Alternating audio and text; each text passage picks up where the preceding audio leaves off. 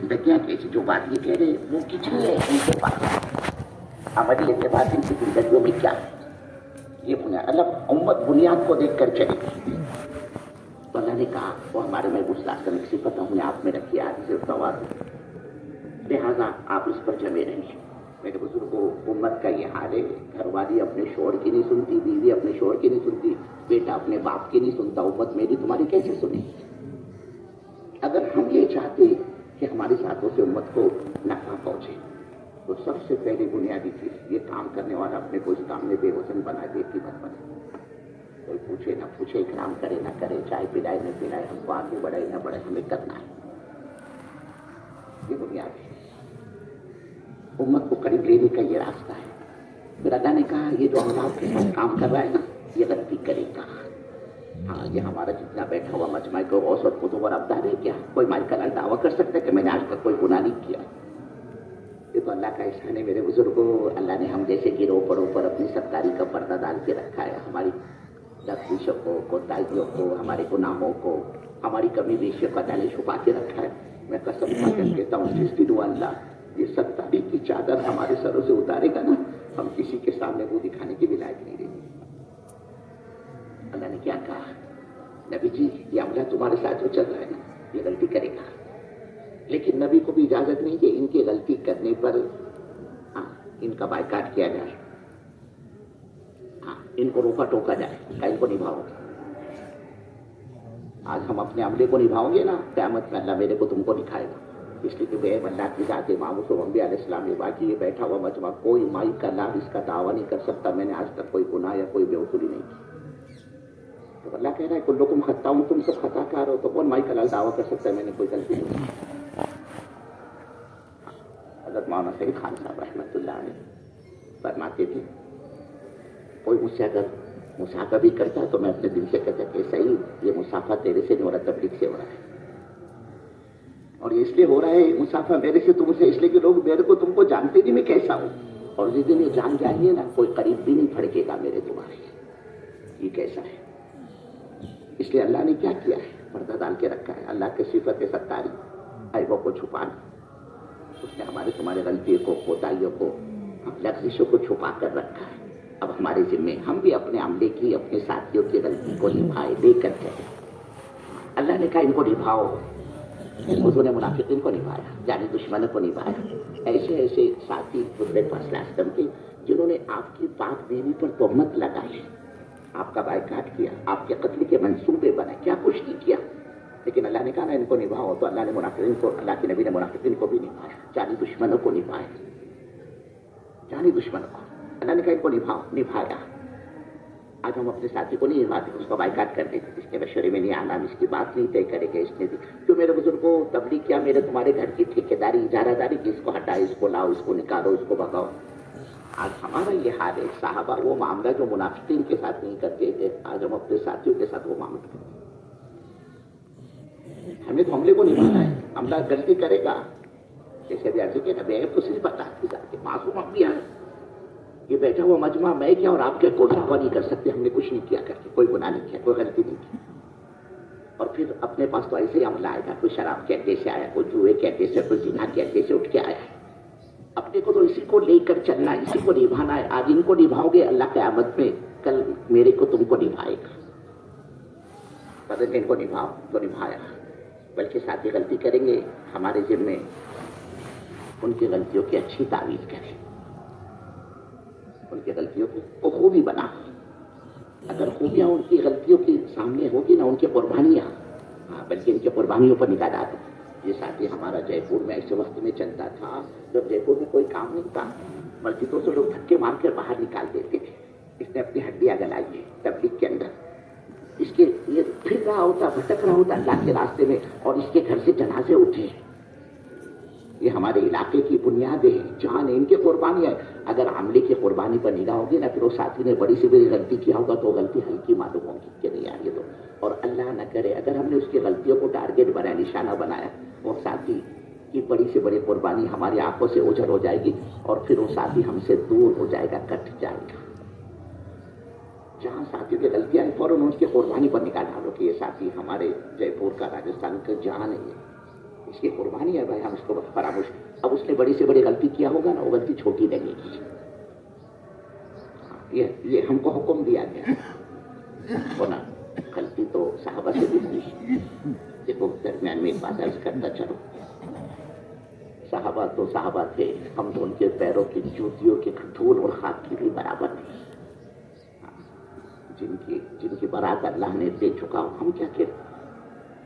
عرض اس لیے کرنا ہے کہ اگر غلطی ہوئی صحابہ سے تو اللہ کے نبی صلی اللہ علیہ وسلم نے ان کے ساتھ کیا معاملہ کیا اور ہم کیا کرتے، یہ عرض کرنا ہے. ہم کیا کرتے اپنے ساتھیوں کے ساتھ. حضرت رسول پاک صلی اللہ علیہ وسلم کا ایک مشورہ ہوا مدینے میں، اور وہ مشورہ کیا تھا؟ ہمیں مکے پر حملہ کرنا ہے. حضور کا خفیہ مشورہ تھا، راز تھا حضور کا. اس راز کو ایک صحابی حاتب ابن ابی بلتع رضی اللہ تعالیٰ، انہوں نے وہ راز کو حضور کا فاش کر دیا. کیا کیا انہوں نے؟ ایک خط لکھا مکے والوں کو. یہ ایک مشورہ ہوا ہے، محمد صلی اللہ علیہ وسلم ایک بہت بڑے لشکر کے ساتھ، ایک بڑی جماعت کے ساتھ مکہ پر حملہ آور ہو کے تمہاری بوٹیاں بنیں گی اور تم کو امڑتے ہوئے بہتے ہوئے سیلاب کی طرح بہا کر لے جایا جائے گا. خط لکھ کر مکے والوں کو بھیجا، جبکہ حضور کا راز تھا. ایک عورت کو تیار کیا حاتب نے، کہ یہ خط لے جا کر اس کو دیکھ کر رکھو. مکے والوں کو یہ اللہ کی بندی اس خط کو لے کر چلی، چند قدم کے فاصلے پر پہنچی، ادھر اللہ نے وہی بھیجی اپنے نبی صلی اللہ علیہ وسلم کو. حاتب کا خط ہے، اس کا یہ مضمون ہے، فلاں عورت فلاں مقام پر ہے. اس وقت میں حضرت رسول پاک صلی اللہ علیہ وسلم نے حضرت عثمان غنی کو، حضرت علی کو طلب کیا، ان کو بلایا، کہا تمہیں فلاں مقام پر ایک عورت ملے گی، اس کے پاس یہ خط لے کر آؤ. یہ پہنچے وہاں پر، اس عورت کو پکڑا کہ اللہ کی بندی خط نکال، تیرے پاس جو خط ہے. اس نے کہا میرے پاس کوئی خط نہیں. کہا ہے تیرے پاس خط نکال. کا کہہ دینا میرے پاس کوئی خط نہیں. اس سے انہوں نے کہا دیکھ اسی کی طرح خط دے ورنہ ہم تیرے کپڑے اتاریں گے، ننگی کریں گے تیرے کو. خط نکال.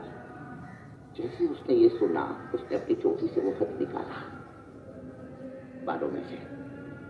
یہ دونوں اس خط کو لے کر حضور پاک صلی اللہ علیہ وسلم کی خدمت میں حاضر ہوئے. آپ نے وہ خط پڑھا، کہا حاتب کو بلا. حاتب کو بلا. حضرت حاتب تشریف لائے. آپ نے حضرت حاتب سے پوچھا، حاتب تم نے یہ کیا کیا؟ ہمارے راز کو تم نے فاش کر دیا، یہ کیا کیا تم نے؟ حضرت حاتب کہنے لگے، یا رسول اللہ صلی اللہ علیہ وسلم، اللہ کی قسم نہ میں منافق ہوں، نہ میرے کو اپنے ایمان میں کچھ شک ہے، کچھ تردد ہے. یہ میں نے اس لیے کیا کہ وہاں مکے میں میرے بال بچے رہتے ہیں، اور یہ مکے والوں پر احسان میں نے اس لیے کیا کہ اس احسان کے بدلے میں وہ میرے بال بچوں کی نگرانی کریں گے، حفاظت کریں گے. میری اور دوسری کوئی غرض نہیں تھی. دیکھو بزرگوں، ہر انسان کی کچھ نہ کچھ کمزوری ہوتی ہے. یہ ان کی کمزوری تھی، ان کے بال بچے. حاتب کہنے لگے، اللہ کے رسول، میں نے اس لیے احسان کیا مکے والوں پر تاکہ اس کے بدلے میں وہ میرے بال بچوں کی نگرانی کریں، حفاظت کریں. اب وہ قریب میں تھے جلالی بابا حضرت عمر فاروق رضی اللہ عنہ، نکالی ننگی تلوار. یا رسول اللہ صلی اللہ علیہ وسلم، اجازت دو اس منافق کی گردن اڑاؤ. میں اس نے ہمارا مشورہ لکھ دیا، ہمارے راستوں میں بات کیا، اجازت دو میں اس منافق کی گردن ماروں. کیا کہا حضور پاک صلی اللہ علیہ وسلم نے؟ عمر عمر عمر، ارے تم حاتب کے قتل کرنے کی بات کرتے ہو، جانتے نہیں؟ ارے یہ بدری صحابی ہے، بدری، اور تمہیں پتہ نہیں اللہ نے ان بدریوں کے بارے میں کیا فرمایا؟ اعملوا ما شئتم، تم جو چاہے وہ کرو، اللہ تم کو معاف کر چکا ہے. اور حاتب تم ان کو قتل کی بات کرتے ہو. یہ ساتھی غلطی کرے نا، ان قربانی کو یاد کر. یہ حاتب اللہ نے ان کو معاف کر دیا اور تم کہتے کہ میں اس کو قتل کروں، میرے کو اجازت نہیں. بلکہ غلطی کرے نا ساتھی، اس کی خوبی تلاش کرو. ارے گندگی تلاش کرنا یہ تو خنزیر کی عادت ہے، سور کی. پھوک اور باغ اور ہریالی میں اس کو ڈالو گے تو وہ پاخانہ تلاش کرے گا. میرے مطلب کی چیز میرے کو کام ہی. ہمارا کام خوبیوں کا رہتے ہیں. ہم عملے میں ساتھیوں میں خوبیوں کو تلاش کریں.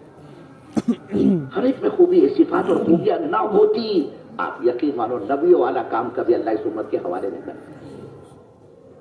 صفاتیں تبھی تو اللہ نے یہ کام دیا امت کو. ہم تو خوبی کو تلاش کریں، یہ کام خوبیوں کا رہتے میں. ایک جنازہ لایا گیا حضور پاک صلی اللہ علیہ وسلم کی خدمت میں.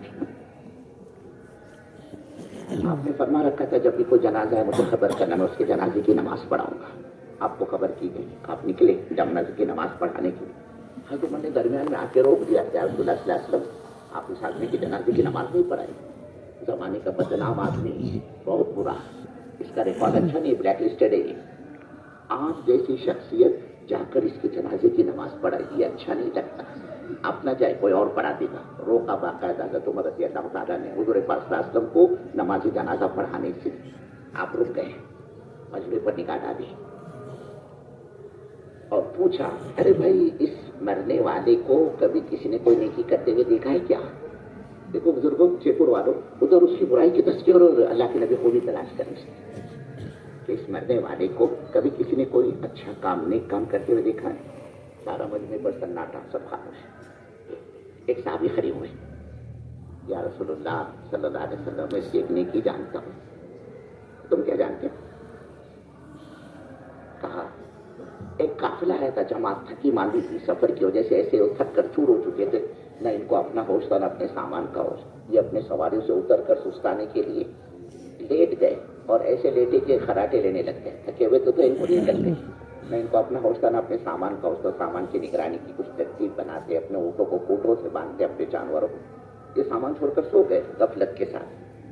اور میں اور یہ مرنے والا, ہم دونوں پوری رات جاگتے رہے اور جاگ کر ان سونے والوں کی اور ان کے سامان کی چوکیداری اور نگرانی کرتے تھے. اتنا سننا تھا. اللہ کے نبی صلی اللہ علیہ وسلم نے حضرت عمر سے بولو, تم ہٹو, بازو کو پیچھے ہٹو, تمہیں کسی کے بارے میں کچھ کہنے کا کوئی حق نہیں, تم پیچھے ہٹو. اور آپ نے آگے بڑھ کر اس آدمی کے جنازے کی نماز پڑھی. اور جب آپ نماز سے فارغ ہو چکے, اللہ کے نبی صلی اللہ علیہ وسلم نے اس مرنے والے کی طرف انگلی کا اشارہ کر کے فرمایا, اے مرنے والے, لوگ تیرے بارے میں کچھ کیوں نہ کہتے ہو, لیکن میں اللہ کا نبی کہتا ہوں کہ تو جنتی ہے. لیکن انسان کی وہ آنکھ جو اللہ کے دین کی نسبت پر جاتی ہو, وہ آنکھ جہنم کی آنکھ نہیں بن سکتی. اب یہ تمہارا اجتماع کربلا کا, ارے کتنے اللہ کے بندے ایسے ہو گئے, نہ ان کا چلا لگا, نہ ان کے 4 مہینے لگے, نہ ان کے 3 دن لگے, اور پوری رات کو چوکیداری کریں. اب دیکھو کیا معلوم بزرگوں, اللہ کے یہاں کس کی نیکی, کون سی نیکی اس کی مغفرت کا اور اس کی ہدایت کا ذریعہ بنتی ہے. اور ہم اپنے اعمال کے بھرم میں میرے بزرگوں کہیں سے کہیں نکل جائے, اپنے کو کیا پتا, اپنے کو کیا پتا. کتنے اللہ کے بندے رات بھر چوکیداری کر رہے ہیں, 2 بجے اٹھے تو بھی وہ حال, 3 بجے اٹھے تو بھی وہی حال, پورا مجمع یہ تمہارا چوکیداری کا جھانک رہا تھا پورے رات. اب کون سی نے دل سے کوئی شراب نہیں پی رہا تھا, ہم سب کولڈ ڈرنک پی رہے ہیں, ثواب ہے اس پر. بدگمانی کیوں کرتے ہو, اچھا گمان. تو ساتھیوں کی کمزوری بھی آئے نا تو ان کی خوبی تلاش کرو. یہ نہیں کہ ہم اس کے چرچے شروع کرتے ہیں, ہم اس کے چرچے, بلکہ اس کی غلطی کی اچھی تعریف کریں. ایک چور پکڑ کے لایا تھا حضرت علی رضی اللہ تعالیٰ کی عدالت میں. اونٹ چرا رکھا تھا اس نے, لوگوں نے اس کو رنگے ہاتھوں پکڑا, رائٹ ہینڈ بن گئے, رنگے ہاتھوں پکڑا. جانور چوری کا ساتھ میں حضرت علی کی عدالت میں اس کو پیش کیا رضی اللہ تعالیٰ. اونٹ چرایا ہوا ساتھ میں. حکیموں سے پوچھا, اس سے کہا, اللہ کے بندے, اونٹ تو سب ایک ہی طرح کے ہوتے ہیں نا, تم نے اپنا سمجھ کر اس کو کھولا ہوگا, تم کھول رہے ہوں گے, لوگوں نے تم کو چور سمجھ کے پکڑ لیا, دیکھو اس کو بچا رہے ہیں. اونٹ ایک جیسے ہوتے, تم اپنا سمجھ کے کھول رہے ہوں گے, وہ دوسروں کا نکلا, لوگوں تم کو. وہ چور بھی گھاٹ تھا, بہت پکا تھا, مضبوط تھا. کہنے لگا, نہیں امیر صاحب, میں نے دوسرے کا سمجھ کے کھولا. کیا مطلب ہے چوری کی؟ اس نے اقرار کر دیا. کہا ٹھیک ہے, بلاؤ جلاد کو, اس کا حق کاٹے. وہ جلاد آیا, اس نے چھرا تیز کرنا شروع کیا. ادھر تیل گرم ہو رہا ہے, کہ ہاتھ کٹنے کے بعد اس کے کٹے ہوئے ہاتھ کو تیل میں ڈالے تاکہ اس کا زخم اس سے جلدی ٹھیک ہوتا. اب ادھر چولہا بھی چل رہا, آگ میں تیل, آگ پر تیل بھی کر رہا ہے. ادھر جلاد چھرا بھی تیز کر. علی نے اس جلاد سے کہا, ذرا ٹھہرو, ابھی میں واپس آتا ہوں.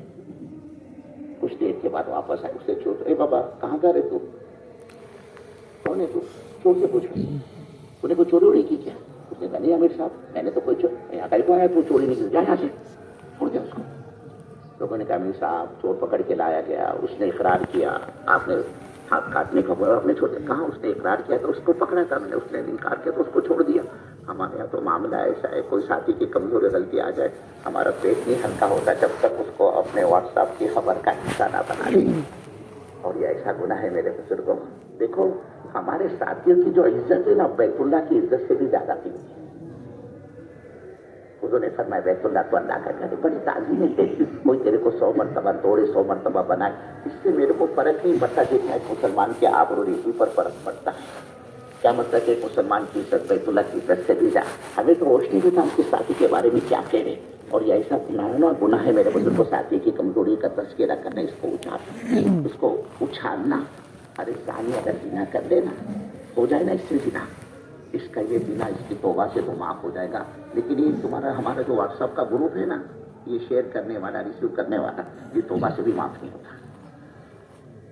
فرمایا الغیبۃ واشد من الزنا، غیبت کے زنا سے بھی زیادہ بدتر۔ زنا میں تو 2 ہی لگتے ہیں نا، اور غیبت میں تو یہ ہماری پوری مسجد وار جماعت، پورے واٹس ایپ کا گروپ۔ دیکھ بولے میں سناتا تیرے کو، دیکھ میں شیئر کرتا،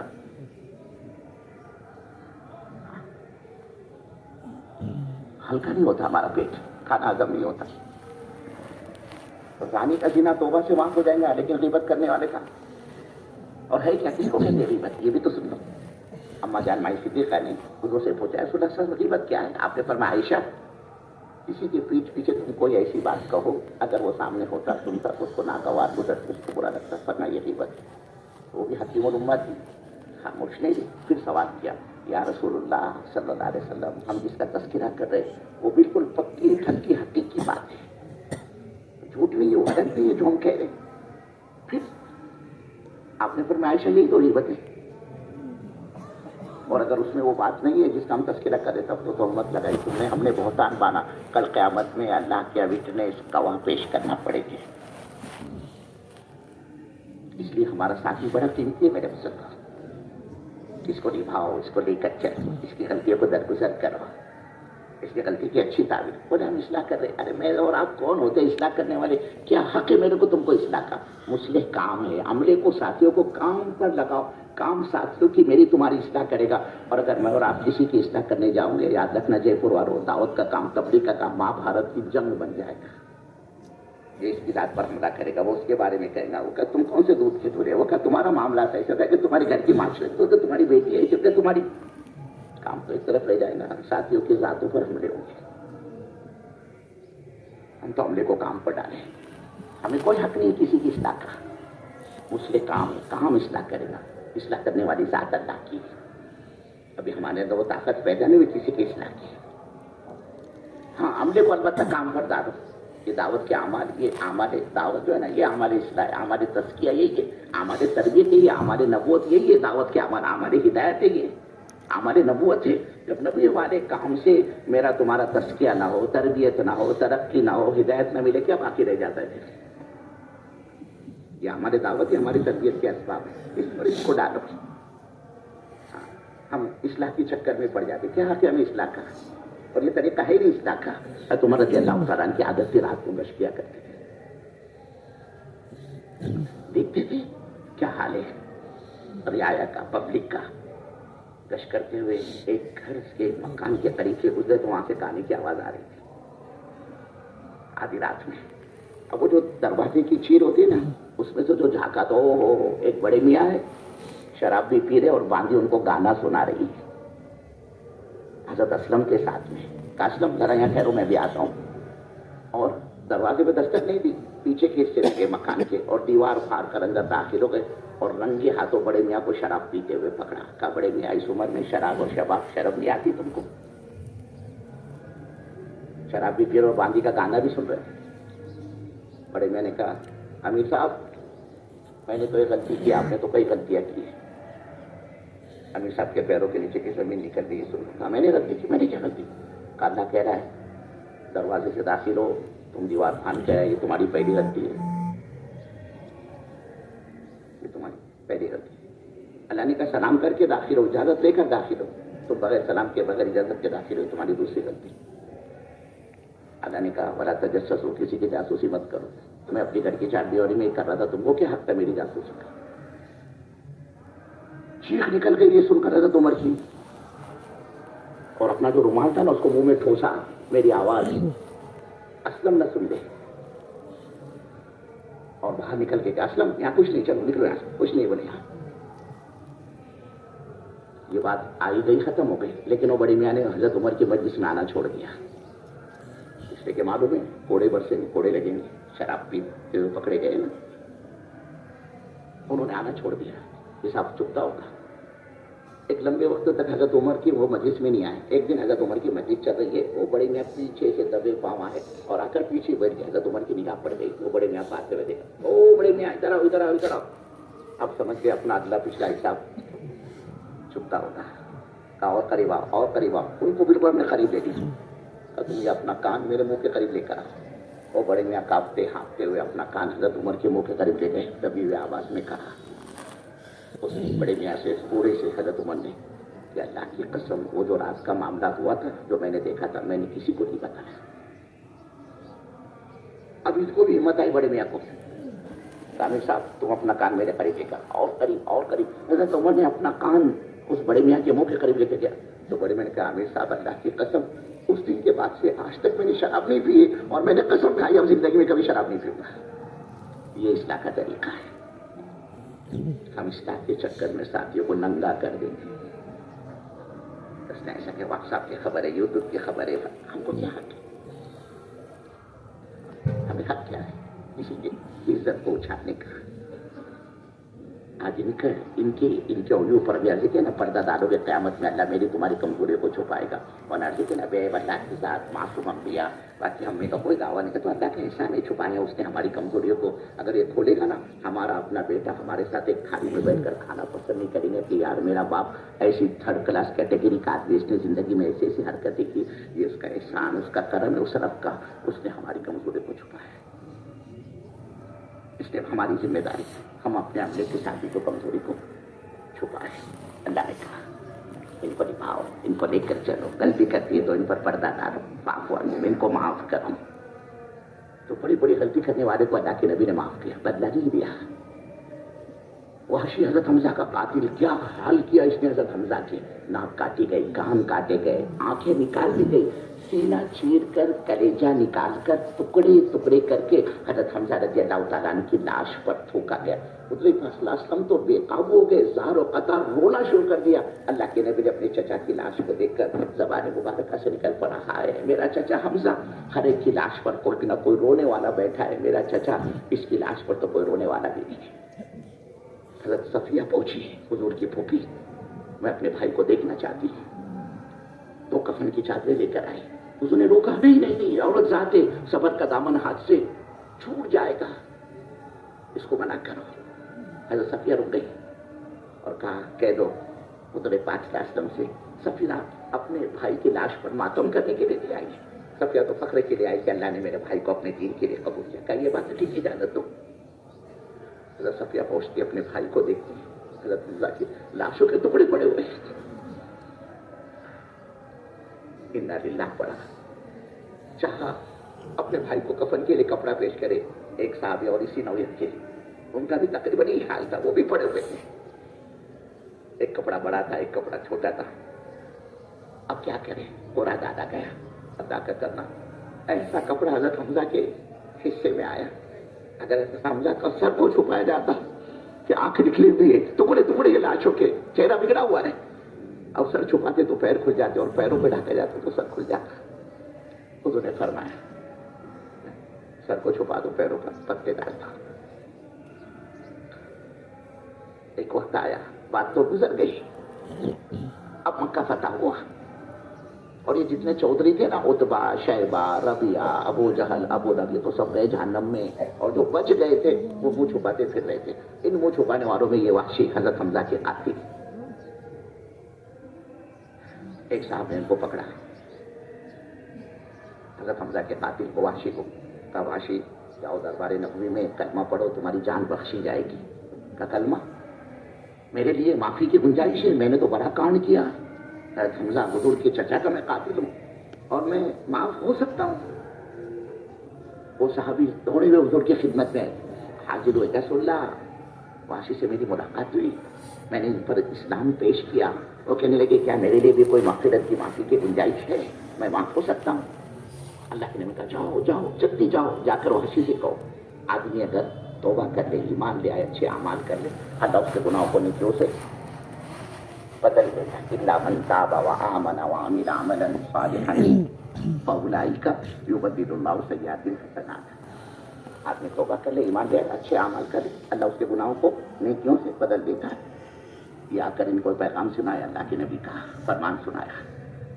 وحشی کہنے لگے یہ تو یار بڑی کڑی شرط ہے، توبہ بھی کرو، ایمان بھی لاؤ، اعمال صالح، اور اس کے باوجود یہ اگر اللہ نے میرے کو معاف نہیں کیا تو میرا کیا ہوگا؟ یہ دوبارہ حضور کی خدمت ہے، رسول اللہ وحشی تو ہی کریں. جاؤ وحشی سے کہو ان اللہ لا یغفر ان یشرک به ویغفر ما دون ذلک لمن یشاء. اللہ شرک کو معاف نہیں کرے، ہاں اس کے علاوہ جس کو چاہے گا اس کو معاف کر دے گا. وحشی سن کر کہنے لگے جس کو چاہے گا اس کو، میرے کو نہیں چاہتا، میں نے تو بڑا کانڈ کیا، میرے کو کیسے معاف کرے گا؟ پھر یہ حضور کے پاس وحشی کہ وحشی سے کہو کائی کو تو اللہ کی رحمت سے نا امید ہوتا ہے، لا تقنطوا من رحمت اللہ. وحشی سن کر کہنے لگے ہاں یہ بات تو سمجھنے والی ہے، نا امید تو نہیں ہونا چاہیے. اب آئیے دربار نبی، چھپتے چھپاتے منہ کو چھپا دیا تاکہ میرے کو کوئی پہچان. اس لیے کہ عام اعلان تھا جہاں یہ ملے نا، چاہے کعبے کے پردے سے چمٹے ہوئے ان کی گردن اڑا. اب پورے اپنے آپ کو کپڑے میں چادر میں لپٹ لیا، آنکھ کھلی ہوئی دربار نبی میں حاضر ہوئے. انداز تھا، اس چلنے کے انداز پر سے لوگوں نے پہچانا ہے یار یہ تو وحشی نظر آتا ہے، حضرت حمزہ کا قاتل. وہ ایک صاحب نے نکالی تلوار، یا رسول اللہ صلی اللہ علیہ وسلم وحشی، اجازت دو اس کی گردن مارو. آپ نے کہا نہیں نہیں نہیں ٹھہرو ٹھہرو، آنے دو آنے دو. ایک آدمی کا ایمان میں داخل ہونا 1000 بے ایمانوں کے قتل کیے جانے سے بہتر ہے، آنے دو اس کو. وہ وحشی قریب پہنچے حضور پاس راستے کی، اور پہنچتے بلند آواز سے کہا اشہد ان لا الہ الا اللہ واشہد ان محمدا عبدک ورسولک. اتنا سننا تھا اللہ کے نبی کے سارے تیور بدل گئے. سنتے کہا آؤ آؤ وحشی وحشی آؤ بیٹھو بیٹھو. کیا کہنے وحشی تمہارے کلمہ پڑھ لیا تم نے؟ ارے وحشی تم تو گناہوں سے ایسے پاک ہو گئے جیسے آج ہی تم اپنے ماں کے پیٹ سے. اپنے ساتھ کیا ہوا، اپنے رشتہ داروں کے ساتھ کیا، اس کا کہیں کوئی تذکرہ نہیں. دائی جو ہوتا ہے نا اس کا دل سمندر کی طرح ہوتا ہے، اور سمندر کی خاصیت کہ ساری دنیا کی گندگی سمندر میں منتقل ہوتی ہے. سمندر سب کو سما لیتا ہے لیکن شکایت نہیں کرتا، سڑتا نہیں، بدبو نہیں آتی اس میں سے، شکایت نہیں کرتا، وہ میلا نہیں ہوتا، وہ چونکہ تو باقی رہتا ہے. کام کرنے والے کا سینہ ایسا ہوتا ہے. اپنے ساتھ کیا ہوا، اپنے چچا کے ساتھ کیا ہوا، اس کا کہیں کوئی تذکرہ. بس وحشی کلمہ پڑھ لیا تم نے. یہ تو کفر کی گندگی کو ایسے دھو دیتا ہے جیسے تم نے کبھی کوئی گناہ کیا ہی نہیں، آج ہی اپنی ماں کی. آؤ آؤ بیٹھو. حضرت وحشی رضی اللہ تعالیٰ بیٹھ کر چہرے سے کپڑا نکالا اور نگاہ مبارک اللہ کے نبی کی وحشی کے چہرے پر پڑی رضی اللہ پر. اب نگاہ پڑنا تھا، وہ سارا پچھلا منظر یاد آ گیا حضور کو. اس نے میری چچا کی جنازہ لاش کو بھی نہیں چھوڑا. اب وہ سارا منظر حضور کی نگاہوں کے سامنے. آپ نے وحشی سے فرمایا وحشی کلمہ تو تم نے پڑھ لیا، لیکن مجھے یہ بتلاؤ تم نے میرے بہادر چچا کو کیسے شہید کیا؟ میرا چچا تو بہت بڑا بہادر تھا. حضرت حمزہ کے بارے میں آتا ہے جس طرح بڑھتے صفوں کی صفوں کو پچھاڑ دیتے. اللہ کے نبی نے فرمایا اسد اللہ و اسد رسولی. حمزہ اللہ کا شیر، اللہ کے نبی کا شیر. آپ نے پوچھا تم نے میرے شیر کو کیسے دیکھ کیا؟ وحشی کہنے لگے یا رسول اللہ یہ ہندا نے میرے کو کام کو لگایا، اس نے میرے کو لالچ دی کہ تم حضرت حمزہ کو اگر شہید کرتے قتل کرتے انعام دوں گی، تم کو غلام بن کے جی رہے ہو، آزادی دلاؤں. میں انعام کی لالچ میں، اپنے آزادی کے وعدے کی لالچ میں حضرت حمزہ کی تلاش میں تھا. اور کہا یا رسول اللہ صلی اللہ علیہ وسلم میں نے ایک موقع پر موقع پا کر اس ترتیب پر میں نے ان کو اپنا نیزہ مارا کہ میرا وہ نیزہ حضرت حمزہ رضی اللہ تعالیٰ کی پیٹھ کو چیرتا ہوا ناف کے راستے سے باہر نکل گیا. پھر کیا تھا حضرت حمزہ بے قابو ہو کر زمین پر گر پڑے کہ یا رسول اللہ اس طرح میں نے ان پر قابو پایا. میرے بزرگ جے پور والوں زاروں قطار اللہ کے نبی کے آنسو سے آنسو بہ رہے تھے. آپ نے فرمایا وحشی وحشی ایک احسان اور کر دو مجھ پر، کلمہ تو پڑھ لیا اب ایک احسان اور کر دو. پر میں وحشی آئندہ پھر کبھی تم میرے سامنے نہ آیا کرو، جب بھی تم میرے سامنے آؤ گے مجھ کو اپنی چچا کی شہادت کا منظر یاد آ جائے گا. اور میں نہیں چاہتا میرے دل میں کسی موقع پر تمہارے بارے میں کوئی برائی پیدا ہو جائے. اس لیے کہ جس دن میرے دل میں تمہاری برائی پیدا ہو گئی، یہ میرے دل میں تمہاری برائی کا پیدا ہو جانا تمہاری آخرت کو تباہ اور برباد کر کے چھوڑے گا. کیسے کیسے ساتھیوں کو نبھایا، ہم اپنے ساتھی کو نہیں نبھا سکتے میرے بزرگوں. اکرامہ کون ہے؟ ابو جہل کے بیٹے. کون ابو جہل؟ ایڑی چوٹی کا زور لگا اس نے دین کو مٹانے کے لیے. ایڑی چوٹی کا. مکہ جب فتح ہوا یہ تو چلا گیا جہنم میں، ان کے بیٹے اکرامہ مکہ چھوڑ کے بھاگ گئے. ان کی بیوی اسلام لا چکی تھی. دربار نبی میں حضرت یا رسول اللہ میرے شوہر کو امن دو. کہا جا تیرے شوہر کو ہم نے امن دی کا ثبوت دو. اللہ کے نبی نے اپنا عمامہ صافہ اتار کر دیا، لے یہ دلیل ثبوت ہے ہم نے تیرے شوہر کو امن دی. ये अल्लाह की बंदी पैरी रास्ते से यमन पहुंची, छोकर को अपने जाकर पकड़ा, उसका जहन बनाया, उसको अपने साथ दरबार नबी में लेकर हाजिर हुई। आपको पता चला इकरामा आ रहे, अपने अपने काम करने वाले अमले को जमा किया, साथियों को, कादी को इकरामा आ रहे हैं। हुजूर फरमाने साथ इकरामा, और फरमाया मैं तुमसे कहता हूँ कि तुम इकरामा के सामने इनके बाप का तस्करा बुराई से न करना। क्या मतलब इनके बाप की बुराई नहीं करना कि तुम्हारे बाप ने ऐसे ऐसे गुड़ खिलाए, हमको इतनी तकलीफ पहुंच रहे हो, तुम अभी आए कलमा पढ़ने के लिए, सब तुम्हारे हाथ से निकल जाने के बाद का खबरदार मैं तुमसे कहता हूँ कि तुम इकरामा के सामने इनके बाप का बुराई से तस्करा न करना। वो मरने वाला तो गया जहन्नम में, लेकिन दिल तो इकरामा का दुखेगा ना कि मेरे बाप को ये लोग बुरा बना कह रहे। और जब हजरत इकरामा दरबार नबी में हाजिर हुए, आप खड़े हो गए इस्तेकबाल के लिए, अल्लाह के नबी खड़े हो गए, अपनी चादर मुबारक को उतार कर जमीन पर बिछाया, आओ आओ आओ, अपने सीने से लगा इकरामा को, कहा इकरामा बैठो, इस चादर पर बैठा। मैंने आपसे अर्ज किया ना, उम्मत सुलूक के रास्ते से करीब आई, सुलूक अच्छा हो साथियों के साथ, अमले के साथ, ओझ बनाए, बड़ाई ना आए, मैं पने की बीमारी, बड़ेपन की बीमारी ना आए हमारे तुम्हारे अंदर। जैसे अर्ज किया ना, दुनिया के काम है वो बड़ा बनकर करने के होते हैं, चेयरमैन साहब, डायरेक्टर साहब, सदर साहब, सरपंच साहब, ये अल्लाह के दीन का काम, ये तो आदमी अपने को बेहैसियत और बेवजन बनाकर करने का काम है। तो अल्लाह ने कहा अपने साथियों को निभाओ, हुजूर ने निभाया, मुनाफिकीन को निभाया। सिर्फ निभाने से काम नहीं चलेगा, इनकी गलतियों को माफ करो, फाफू लो। तो बड़ी बड़ी गलतियां की ना, उनको माफ किया, किसी से बदला नहीं दिया। फिर कहा सिर्फ माफ करने से ही काम नहीं चलेगा, इनकी गलतियों की अब हमसे माफी मांगो। गलती साथियों ने की, अल्लाह नबी से कह रहा तुम माफी मांगो। ये जितना बैठा हुआ इतना बड़ा तुम्हारा जयपुर का मजमा अपने दिल पर हाथ रखे बदला, कभी मांगा हमने अपने साथियों के लिए? अल्लाह, ये हमारा साथी हमारे इलाके में ऐसे वक्त में काम करता था, काम का कोई इस्तेमाल नहीं था, और ये हालात में चला है, ये अल्लाह के रास्ते में चल रहा होता और इसके घर से, इसके घर वालों की जनाजे उठते, हड्डियां गलाई इसने, लेकिन आज ये हालात के अंदर जकड़ चुका है। कभी मांगा हमने अपने साथियों के लिए? और वहां हुजूर पाक सल्लल्लाहु अलैहि वसल्लम ने इतना मांगा कि अल्लाह को ये कहना पड़ा, ओ हमारे नबी सल्लल्लाहु अलैहि वसल्लम, आप जो इतनी माफी मांग रहे हैं ना, एक मरतबा नहीं 70 मरतबा आप इनकी हमसे माफी मांगोगे तो हम आपकी माफी नहीं कबूल करेंगे। क्यों नहीं कबूल करेंगे? जिसकी आप हमसे माफी मांग रहे हो तो मुनाफिकी का माफी है। तो जैसे भी आप शहर देखिए, काम करने वाले का सीना समंदर होता है। अल्लाह के नबी क्या फरमा रहे, अगर मेरा 70 मरतबा से ज्यादा माफी मांगने पर अल्लाह राजी हो गया तो मैं इससे ज्यादा माफी मांगता। सबीना मरता, ये है वो सत्य कल्बी। अपने दिल को बड़ा रखा करो मेरे मुसलमान। हमला गलती करेगा, लेकिन उनकी गलतियों पर उनका बायकाट नहीं है हमारे यहाँ पर। बल्कि अगर गलती आ जाए ना, ऐसा रवैया इख्तियार करो, इसकी गलती का मेरे को पता ही नहीं है। ये नहीं कि बाजू की आदत होती है अपने प्रिय से, अपने अमीर साहब से अपना पर्सनल ताल्लुक बनाने के लिए वो साथियों की गलतियों को लाकर अमीर साहब को सुनाते, उसने ऐसा किया, अमीर साहब उसने आपके बारे में ऐसा बोला। अब होता है ये बेचारे को शिकायत करने वाले होते हैं, वो तो जिम्मेदारों से करीब हो जाते हैं, जिनकी शिकायत होती है जिम्मेदारों से दूर हो जाते हैं। नहीं, अगर जोड़ना है ना साथियों को, और वो तो जो शिकायत करे ना उसको बेवजन करो। तुमने जरूरत कैसे की हमारी साथी की ये बात यहाँ तक लाने की? हम तुमसे अच्छा जानते हैं हमारे वो साथ, हमको तो मजे आते साथियों की शिकायत सुनने में। कैसी जरूरत की तुमने? हो ही नहीं सकता, ये हमारा साथी है, पहले उसको बेवजन बनाओ ताकि आइंदा उसकी जरूरत ना हो ये गंदगी फैलाने की, साथियों की शिकायत लाने की उसको। और जब जिसकी शिकायत आई थी जब वो हमारे सामने आए, ऐसा उसके साथ मुशफ़िक़ाना मुरब्बियाना रवैया इख्तियार करो कि जैसे मेरे को तुम्हारे बारे में कुछ पता ही नहीं, मैं कसम खा करके तो अगर उसने गलती की, मैं नादिम होगा, पशेमान होगा, धीरे धीरे में तौबा करेगा कि अमीर साहब ने इतनी बड़ी गलती किया, मैंने मेरे को उफ भी नहीं किया बल्कि मेरे को और करीब कर।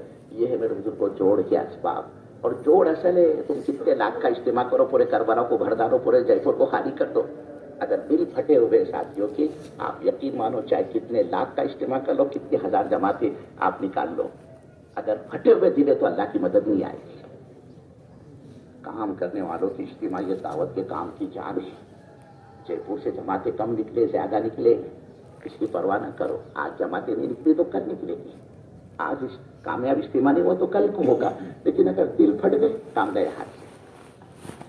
इज्तिमाइयत बहुत बड़ी चीज है और इसको किसी हाल में कुर्बान होने मत दो। अल्लाह को जोड़ पसंद और जोड़ने वाला पसंद है। हाँ, मियाँ बीवी पागल भी हो ना, इनकी जोड़ की बरकत से अल्लाह इनको बच्चा दे ही देता है, हालांकि दोनों पागल है।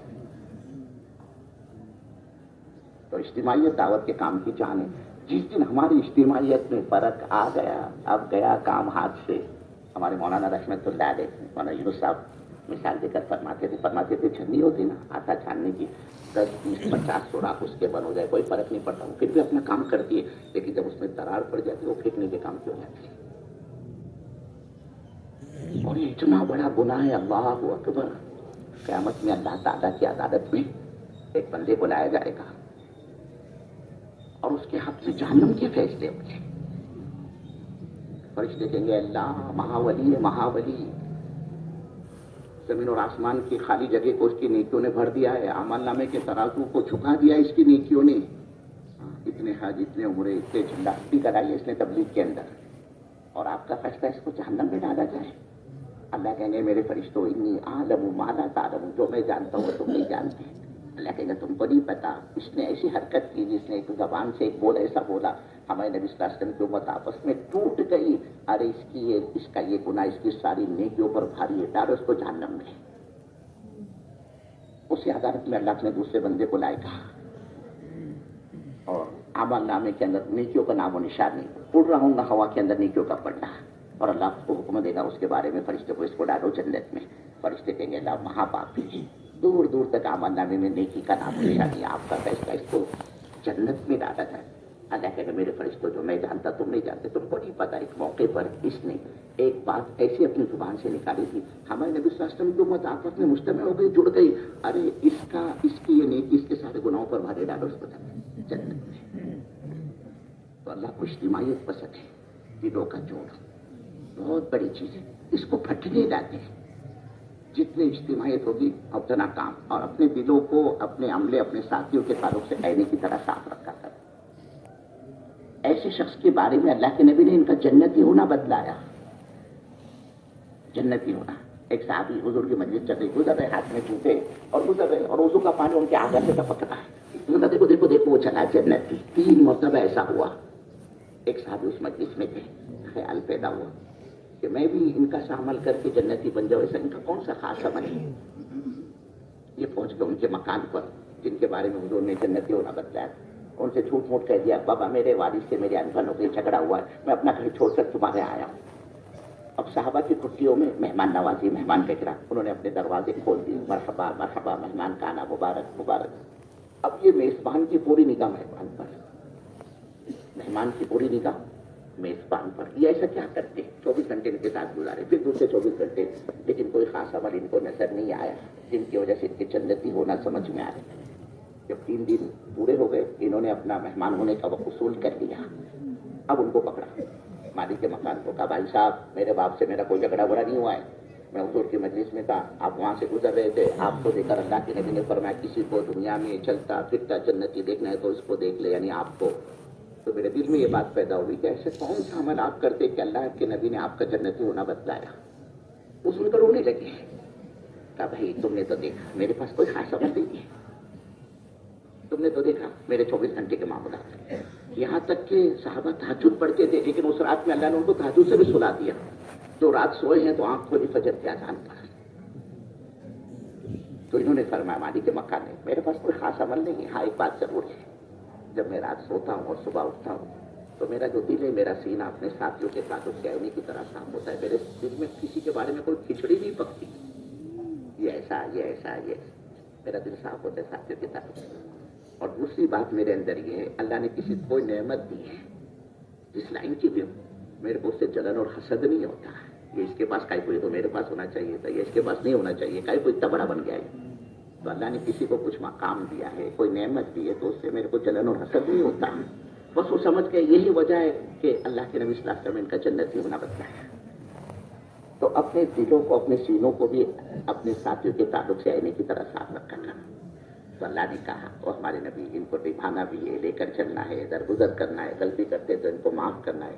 بس تفصیلوں آگے پڑھنا وشاورہم فی الامر. نبی جی اپنے کو مشورے کا پابند بنائے، اپنے امور میں اپنے ساتھیوں سے مشورہ کریں. یہ سب اجتماعیت کی شکل ہے. مشورہ اجتماعیت کا نچوڑ، اجتماعیت کی شکل مشورے سے قائم ہوگی، لیکن پھر وہ مشورہ بھی مشورہ ہو، وہ مشورہ بھی مشورہ ہو. حضرت سلیمان علیہ السلام نبی بہت خبر لے کر آیا امیر صاحب ایسی جگہ سے آئے, آپ کی بھی وہاں پہنچ نہیں ہوگی. ایک عورت کو دیکھا سورج کی پوجا کرتی ہے وہ. اچھا مشورہ چل رہا تھا, ساتھیوں کو پوچھا, حالانکہ فوراً فیصلہ دے سکتے لیکن مشورہ کیا. جبکہ انبیاء علیہ السلام وہاں کو براہ راست وہی کے ذریعے سارا نظام اللہ و رسول و غنیان علی مشورہ فرمائے.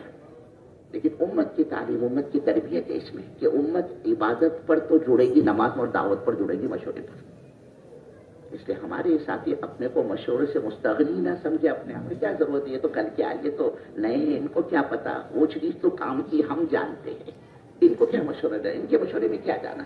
یہ تو ان کے جو سمجھ میں آتا وہی کرتے, چار جمع ہو جاتے اور اپنا مشورہ کر دیتے. نہیں میرے بزرگ, ہر ایک اپنے کو محتاج کرتا مشورے کا, اپنے کو پابند بنا. یا سلیمان علیہ السلام کے پاس حضور خبر لے کر آیا, مشورہ کیا کیا کرنا ہے. تو ایک ساتھی کہنے لگا, امیر صاحب آپ اجازت دو, اپنا مشورہ ختم ہونے سے پہلے تو جو جس کی یہ خبر لایا ہے حضور اس بالکل کو اس کے تخت کے ساتھ اٹھا کے آپ کے سامنے لا کے کھڑا کرتا ہوں. اور دوسرا ایک بیٹھا تھا کنارے, اس نے کہا امیر صاحب پتہ نہیں تمہارا مشورہ کب ختم ہو, آپ میرے کو اجازت دو, آنکھ و نظر سے بولنے کتنا وقت لگتا, اس کے وقت میں لا کے اس کے سامنے ڈالتا. یہ مشورے کے فائدے, اگر ساتھی سے رائے لوگے تو ساتھی اپنی صلاحیت کے حوالے کر دوں گے. حضرت رحمت اللہ علیہ فرماتے تھے تم ساتھیوں سے رائے لوں گے تو کام کیسے لوگے. یہ فائدہ ہے مشورے کا. قابل آتا اس کے ادھر خط پہنچا بلقیس کو, اس نے کہا میں اس وقت تک فیصلہ نہیں کری ہوں جب تک تم میرے کو مشورہ نہیں دو گے. تو ساتھیوں سے رائے دیا کرو مشورے کے اندر. ارے بولے یہ تو اس کو عقل ہے کہ ان کو تمیز ہے, ان کو کیا جانتے ہیں, ان کو نہیں. ایک پرانا بھی اگر تم نے مشورے سے نظر انداز کیا, اس کا مشورے میں نہ ہونا ہمارے مشورے کو کتنے میں ڈال دے گا. پھر کسی ایک کمرے میں بیٹھ کر ہم 4 بیٹھ کر 8 بیٹھ کر 2 بیٹھ کر مشورہ نہ کیا کرے. اگر ہم نے یہ اپنے مشورے کو محدود بنایا, مخصوص بنایا, تو اب اس مشورے سے جو فیصلے وجود میں آئیں گے وہ فیصلے امت پر بوجھ بنیں گے. ساتھی کہیں گے یار کب طے ہوا, کہاں طے ہوا, فیصل کون تھا, کس نے رائے دی, کیسے طے ہوا. ساتھی اپنی صلاحیت کو تمہارے حوالے نہیں کریں گے. بات کہ یار چپ بیٹھو, یہ کہہ رہے ہو گیا مشورہ, اب ہم کچھ بولیں گے تو پھر سے نہ ہوگا. وہ اپنی صلاحیت کو تمہارے حوالے نہیں کریں گے. اگر اجتماعیت چاہتے ہو تو مشورے کو عموم میں دو. پھر فردن نہ پوچھا کرو, میرا تو امیر صاحب سے تعلق ہے, میرے کو پتا ہے, میں مشورے میں یہ بات رکھوں گا تو مشورے کے اندر اس کا ہندی کا چندی ہوگا, پوسٹ مارٹم ہوگا میری رائے کا, میں جیسا چاہ رہا ہوں ویسے فیصلے نہیں ہوں گے. تو میں کیا کرتا ہوں, اپنے امیر سے میرا تعلق ہے, امیر صاحب ذرا یہ مسئلہ ہے, تھوڑا صاحب اس کو یاد رکھنا. وہ ہمارے ساتھی جو اپنے ذمہ دار سے اپنے ساتھیوں کو چھوڑ کر کوئی بات طے کرواتے, وہ ساتھی اپنے ساتھیوں سے خیانت کرتے. اور وہ فیصل, وہ شورا, وہ امیر صاحب, وہ ذمہ دار جو اپنے مشورے کے ساتھیوں کو چھوڑ کر نظر انداز کر کے کسی چیز کا فیصلہ کر دیتا ہے, وہ ساتھی, وہ فیصل, وہ امیر, وہ ذمہ دار کام کے ساتھ خیانت کرتا ہے. اس نے ساتھیوں کے ساتھ خیانت کی تو اس ذمہ دار نے, اس امیر نے کام کے ساتھ اجتماعی, اس کو اجتماعی بناؤ. نہیں یہ مشورے کے ساتھ مت کرو مشورہ, ابھی نہیں ہو سکتا مشورہ. کیوں, کیسے مشورہ کرے, ہمارے ہے ہی مشورے کے ساتھ, ہم کس سے رائے لیں گے, کس سے مشورہ کریں. مؤخر کرو مشورے کو, ابھی نہیں ہو سکتا. فوراً آپ کو بیٹھنا ہے, ابھی جواب دینا ہے. اور مشورے کا ساتھی ہمارا نہیں پہنچ سکتا, یہ ہمارا پورا مشورے کا عملہ اٹھ کر اس کے پاس جائے گا. ٹھیک ہے آپ نہیں آ سکتے, آپ کے پاس وقت نہیں, آپ ہمارے آپ کے پاس آپ کی قریب کی مسجد میں ہم پہنچ جاتے ہیں. یہ ہے, یہ نہیں کہ چھوڑو یار, بولے ان کو عقل ہے کہ تمیز ہے کہ ان کو مشورے سے ان کو رائے دینا آتا ہے. نہیں میرے بزرگ کو, ایک کو بھی آپ نے ظلم کیا, سارا مشورہ کتنے میں پڑے گا. اور اجتماعیت کا سب سے بہترین یہی راستہ ہے مشورہ, کہ اگر اس وقت نہیں ہو سکتا ہے, اول تو اپنی جو امور ہوتے ہیں اس کو مشورے تک مؤخر کیا کرو, کہ بھائی فردر نہیں پوچھیں گے درمیان میں, تو ہمارا مشورے کا دن ہے, یہ چیز ہم اس مشورے میں جا کر رکھیں گے سب کے سامنے. اگر اجتماعیت چاہتے ہو ہم فردر نہیں پوچھیں گے, جو مشورے کا دن ہے, ماہانہ مشورہ, ہفتے واری مشورہ, سیمائی مشورہ, جو بھی آپ کے مشورے کی طرح اس میں اپنے امور کو لایا کرو. لیکن اتنا وقت ٹھہرنے کی گنجائش نہیں ہے, فوری طور پر کوئی ہم کو ایکشن لینا ہے. اب کیا کریں, مشورے والے کے پاس مشورے کے ساتھی نہیں ہیں پورے, تو یہ مشورے والے اگر اس قسم کے امور آئے, یہ ذمہ دار ان ساتھیوں کے پاس جائے جو ہمارے مشورے کے ساتھی ہیں. وہ نہیں آ سکتے تو ہمارا عملہ جائے گا, یا مؤخر کرو مشورے کو, اور فوری طور پر جواب دینا ہے تو ہمارا عملہ جائے وہاں پر. اگر آپ نے اس پر اپنے آپ کو لے کر آئے, آئندہ رات کو 2 بجے بھی آپ اپنے ساتھی کو مشورے سے بلائیں گے, فجر کی نماز دوڑتے ہوئے آپ کی مسجد میں آتے پڑے گا کہ میرے کو امیر صاحب نے رات کو بلائے. کیوں کہ بولے امیر صاحب تو میرے بغیر کوئی فیصلہ ہی نہیں کرتے, یہ ہے ہم اپنے کو مستغنی نہ سمجھے اپنے ساتھیوں سے کہ ہمیں کیا ضرورت ہے، ان کو کیا کرے، ان کو رائے دینا آتا ہے، 4 مہینے لگے ان کے چلا، میں کیا اتنا شانہ ہو گیا کہ میرے مطلب لوگوں کی قربانی کو ناپتے ہیں، کتنے 4 مہینے لگے، کتنا چلا لگا۔ ارے جب ہمارے بڑوں نے ایک ذمہ دار طے کر دیا، اب اپنا تزکیہ، اپنا آگے بڑھنا، اپنی ترقی اس کی اطاعت اور اس کے مان کر چلنے میں ہے، یعنی کہ بولے ہم وہ فیصل کو نہیں مانتے، ہم کو نہیں مانتے، کیا حشر ہوگا اس کا، کیا حال ہوگا اس کا۔ تو اپنے مشورے کو اجتماعی بناؤ، پھر مشورے میں رائے دینا اپنا حق نہ سمجھو۔ اب تو یہ حال ہے کہ ساتھی اپنا حق سمجھ کر مشورے میں اپنی رائےوں پر اصرار کرتے ہیں، اور یہ اصرار کرنا مشورے میں اپنی رائےوں پر اجتماعیت کو توڑنا ہے، اور اس سے بڑا کوئی گناہ نہیں اللہ کی اجتماعیت کو توڑنا، اس لیے کہ اس کا بار بار اپنی رائے پر اصرار کرنا، ایک ہی بات کو گھما گھما کر پیش کرنا، یہ کبر کی، تکبر کی، بڑے پن کی علامت ہے۔ وہ یہ چاہتے ہیں میری رائے پر تم فیصلہ کرو۔ بعض ساتھی ایسے ہوتے ہیں، اللہ نے ان کو ایک ملکہ دیا ہوتا ہے، آپ ہمارا عملہ ہے، اس لیے میں کھل کر آپ سے کہتا ہوں، بعض ایسے ساتھی ہوتے ہیں ان کے اندر ایک ملکہ ہوتا ہے، اپنی بات کے رکھنے کا ایک ڈھنگ ہوتا ہے، ایک طریقہ ہوتا ہے، ایک طریقہ ہوتا ہے، وہ ایسے گھما پھرا کر جو ہے اپنی بات کو رکھتے کہ فیصل ان کے حق میں فیصلہ دینے پر تیار ہو جاتا ہے۔ ایسے ساتھیوں کے بارے میں اللہ کے نبی نے فرمایا، بعض ساتھی میرے پاس آتے ہیں اپنی چکنی چوپڑی باتوں سے اپنے فیور میں، اپنے حق میں مجھ سے فیصلہ کروا دیتے، اور میں ان کے حق میں فیصلہ کر چکا ہوتا ہوں، لیکن فرمایا وہ یہ کان کھول کر سن لے، وہ میرے پاس سے جہنم کی آگ کا ایک ٹکڑا لے کر جا رہے ہیں۔ اس لیے ہمارے یہاں عملہ مشورے میں آئے نا تو اصرار نہ، ایک مرتبہ آپ رائے دو، خاموش ہو جاؤ، بار بار دہراؤ مت اس کو۔ بعضوں کی عادت ہوتی ہے جب تک امیر ان کے بارے میں فیصلہ کر نہیں دیتا وہ بار بار اپنی رائے کو دہراتے ہیں۔ یہ رائےوں پر اصرار، ارے ایک مرتبہ حضرت عمر نے اپنی رائے پر اصرار کیا، ایک مرتبہ، اور ان کا اصرار بھی اپنے اعتبار سے بچا تھا، اس لیے کہ وہ جو جماعت آئی تھی حضور پاک صلی اللہ علیہ وسلم کوئی لڑنے جھگڑنے کے لیے نہیں آئی تھی، عمرے کے لیے آئی تھی، احرام باندھا ہوا ہے انہوں نے، اور مکے والوں نے اللہ کے نبی کی جماعت کو عمرے کا ویزا نہیں دیا، 3 دن کا ویزا مانا تھا، لیکن مکے والوں نے ویزا نہیں دیا۔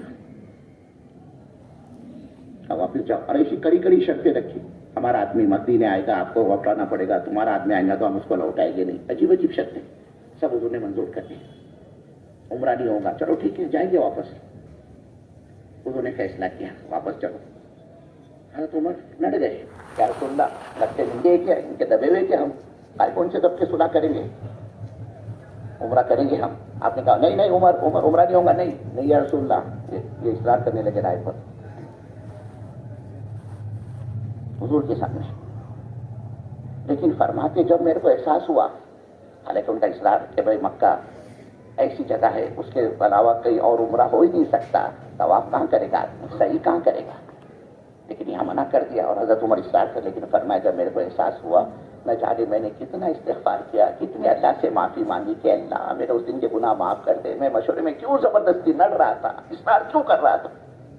فرماتے اتنا میں نے استغفار کیا اللہ سے معافی، اتنے صدقے دیے کہ اللہ میرے وہ دن کا گناہ معاف کر دے، کہ میں کیوں اصرار کر رہا تھا، مشورے کرتا۔ ہاں ہمارا ساتھی مشورے میں اصرار کرتے فیصلہ کرانے کے لیے۔ پھر فرماتے ہیں جب قرآن کی آیت اترنے لگی، اس لیے کہ ایسا ماحول بنا تھا، حضور نے فرمایا احرام کھولو تو کوئی احرام اتارنے کو تیار نہیں، حضور کے چہرے کا رنگ بدل گیا، آپ اپنے حجرے میں گئے، اماں جان مائی ام سلمہ نے کہا کیا بات ہے رسول اللہ آپ کا چہرہ بدلا ہوا، کہا سلمہ، ام سلمہ سے کہا آپ نے کہ یہ میں کہہ رہا ہوں ساتھیوں کو احرام اتارو، لیکن وہ اتارنے کے، کہ رسول اللہ آپ کے اس وقت قول پر وہ عمل نہیں کریں گے، فعل پر عمل کریں گے، جائیے آپ ان کے بدلے میں بلاؤ حلاق کو حجام کو اور کہے کہ وہ میرا سر مڑاوے۔ آپ نے ایسا ہی کیا۔ اب جو صحابہ کے لیے حضور پاک صلی اللہ علیہ وسلم کی اتباع کے علاوہ کیا باقی رہ جاتا تھا، اس طرح سے ان کا یہ حال بنا۔